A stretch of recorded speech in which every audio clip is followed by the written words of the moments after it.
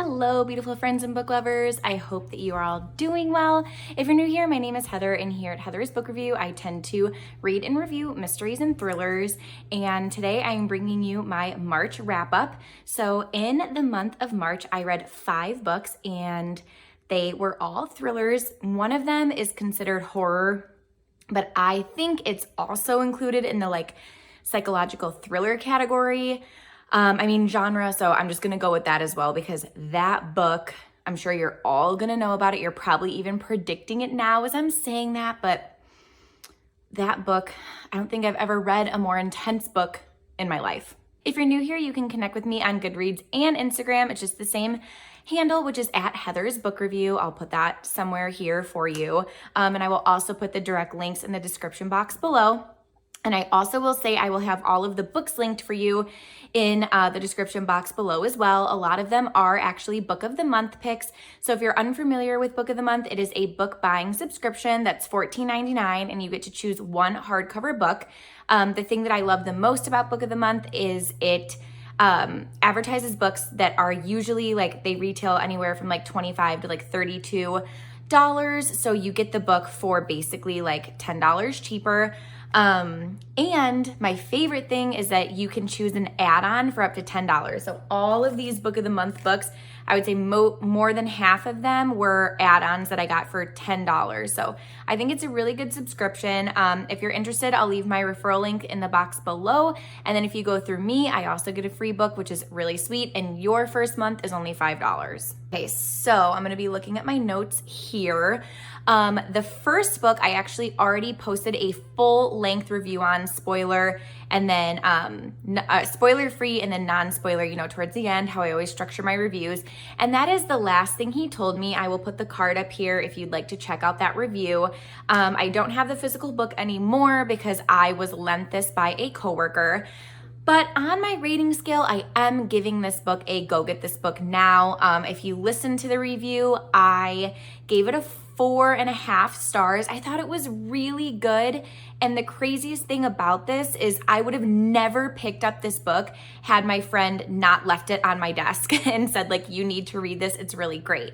Simply because the premise didn't sound all that great to me. I do feel like it gives it too much away, so I don't want to read it for you guys. But basically it's, I guess it would fall under the domestic suspense category. And it's basically this woman's husband disappears and she's trying to figure out where he went along with his daughter helping our main character. And it's really good. It's super fast paced. And what I loved about it the most was it's very short, little over 300 pages, I think. So for me, that is considered short. I feel like most books are range anywhere from 350 to 450. At least the books that I read. So I really, really love this book. And I know it's been around for a minute. All the hype has kind of been there and done that from this book. But I have heard so many mixed reviews and people just don't know if they should read it because of the mixed reviews. But I say read it. What else I noticed is all 5 of my books this month all start with the word the. I thought that was just an interesting little something that I noticed. My next book, I do have a physical copy of. Let me reach over into my bin and get it. It is Lucy Foley's The Paris Apartment. I'm actually filming my full review for The Paris Apartment after I finish filming this video, so I will have a full review, non-spoiler, and then the spoiler section for those who have read on The Paris Apartment. I was very pleasantly surprised with this because I read The Hunting Party. That was actually one of my first reviews. I'll link it up here for you. When I made my return to BookTube. If you're new here, I made my channel probably over a decade ago. And then I had a hiatus, and then I came back. But anyways, upon my return about 2 or 3 years ago, The Hunting Party was one of my first reviews and I didn't like it. I really didn't like it because I just felt like it was kind of boring. I felt like her atmospheric writing was there, but I just felt like I was able to guess the killer. I didn't like it so much so that I never even read the guest list. So I obviously chose this because I have vowed to choose and read the thriller month pick for book of the month throughout the entire year. And I loved it. I am rating this a go get this book now. This is actually a 5-star for me. I will read the synopsis because it is, as you can see, super short and sweet. Meet the residents of number 12, Rue des Amants, it's probably wrong, a beautiful old apartment building in the City of Light. You have the socialite, the nice guy, the alcoholic, the girl on the verge, and the concierge. Everyone's a neighbor, everyone's a suspect, and everyone knows something they're not telling. See you in Paris. Honestly, so great. And I had to stay off of Bookstagram for a little bit because I was seeing so many 3-star reviews for this. And I was like, I don't want to be persuaded because I am easily persuaded. I say that all the time. So I stayed off Bookstagram, gave this one a 5-star. It's really good. Even if you haven't been like super gung-ho on her books in the past, I will say this is extremely fast-paced, and I would say there's like over 7 twists and turns that like I didn't see coming. I thought it was really, really good. This next book, oh my Lord. The Last House on Needless Street. I listened to this on audiobook. I made a poll on my Bookstagram. And the purpose of my poll was to gather info to see if this was a book that you needed to like physically read. Because I know sometimes the audiobook doesn't transition over the best way in terms of like the twists and the turns. So it's actually split. A lot of people who did listen to it on audio, they were like, it's fine, like go ahead and listen to it. So I did. I will have to say this book is not for the faint of heart. I filmed my first ever read along, which I'm actually in the process of editing right now. It's going to be a rather long video, but I'm actually really excited about it because it's my non-spoiler review in the beginning. And then it's my, all of my thoughts like live as I'm reading. So I figured that would be like really fun content for those of us who have read the book, or if you're actually like reading the book along with me. But oh my God, that book, it is a go get this book now. It is a 5-star, but it's also like a go get this book now at your own discretion. And the reason I say that is because it is gory, disturbing, violent. Did I say disturbing? And I really cannot give you like any sort of premise without like spoiling the book. I will say it's multiple point of views.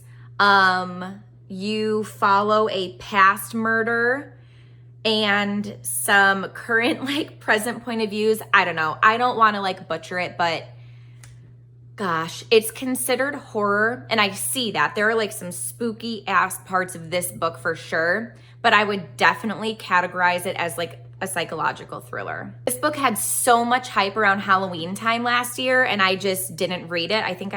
October is always like a really busy month for me in my personal life. I don't know why. It's just been a trend as long as I can remember. October is like always seriously super crazy packed. So I remember I didn't put it on my plate then because I was already like reading quite a lot of thrillers in October of last year, but this book was hyped up everywhere, and it is for good reason. I'll say too, I feel like the audiobook, which by the way, I listen to all of my books on Amazon Audible. I'll link that in the description box below too. It's a subscription that I pay for.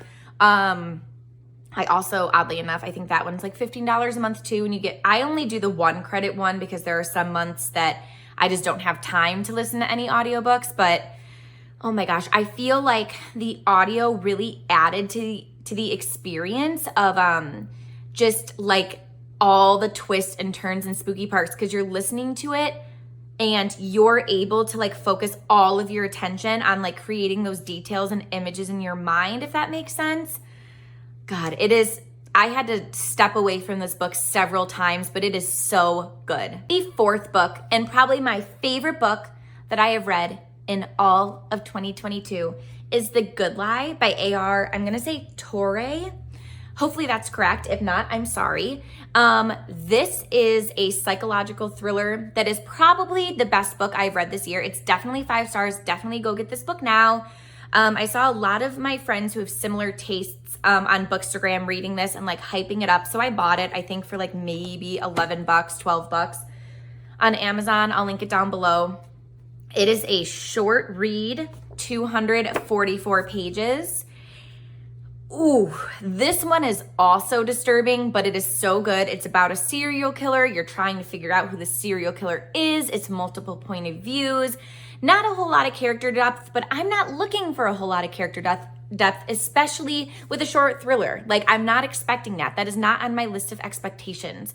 So if you're okay with that, read this. It's so good. I don't want to like go into too much because obviously since it's the best book I've read this year, I am going to dedicate a full review and discussion for it, but it is worth the read. Typically in these videos, I save the best for last, but in this case, I saved the worst for last, and that was the Book of Cold Cases by Simone St. James. I thought I was gonna be in the minority for this one, but I'm actually not. This was a 3-star for me.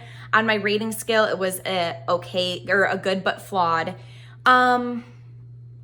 It's a mystery. If you're unfamiliar with Simone St. James, she does historical ghostly like vibes, okay? So she always has past and present point of views, and she balances the point of views really well, but in this book, there was no wow moment, no wow moments at all. It was almost like you were given each part of the puzzle instead of like figuring it out on your own.